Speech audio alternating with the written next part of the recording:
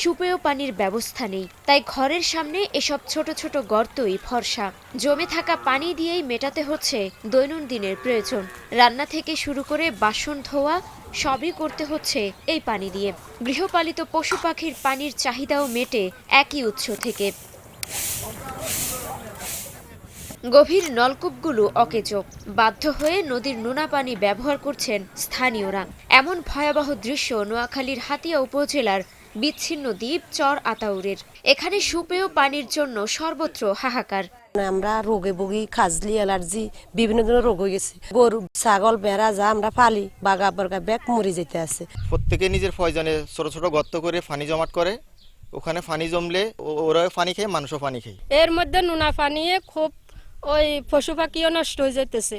চরটিতে দুটি গুচ্ছগ্রাম ও একটি আশ্রয়ন কেন্দ্রে বসবাস প্রায় 4 শতাধিক পরিবারের। সরকারি উদ্যোগে দুটি পুকুর খনন করা হলেও সেগুলো আর ব্যবহারযোগ্য নয়। স্থাপন করা 4টি নদীর নলকূপের 3টি বিকল, আর একটির পানি পানের অযোগ্য। 4টা কল দিছে সরকারিভাবে, 4টা কলের 3টা যেন বাদ গেছে, এটা নষ্ট হয়ে গেছে। একটা কল কোনো মতে মানুষ ঠিকঠাক করে মেরামত করে চলে, একটা কল দিতে এতগুলা ফ্যামিলি চলা কোনো প্রকার সম্ভব নয়। আঙ্গো দোয়াহালির কষ্ট হয়ে গেছে। আমরা দেখেন গর্ত করি, দোয়াহালি করি, গোসল করবার জন্য নদীর পানি ব্যবহার করি, তারপরে নোনা হানি। আমরা খাওয়ার হানির বহুত কষ্ট করি, খাঁদা করি হানি, খাঁদাতে তুলি খাই। চর আতাউরে বসবাস করা ভূমিহীনদের পানি সমস্যা সমাধানের আশ্বাস দিয়েছেন উপজেলা নির্বাহী কর্মকর্তা।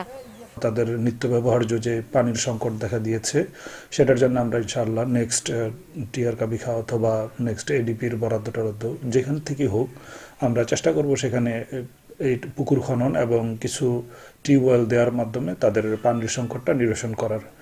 সুপেয় পানির দীর্ঘদিনের সংকট কাটিয়ে চরের মানুষের মৌলিক অধিকার নিশ্চিত করতে দ্রুত উদ্যোগ নেবে সরকার, এমন প্রত্যাশা স্থানীয়দের।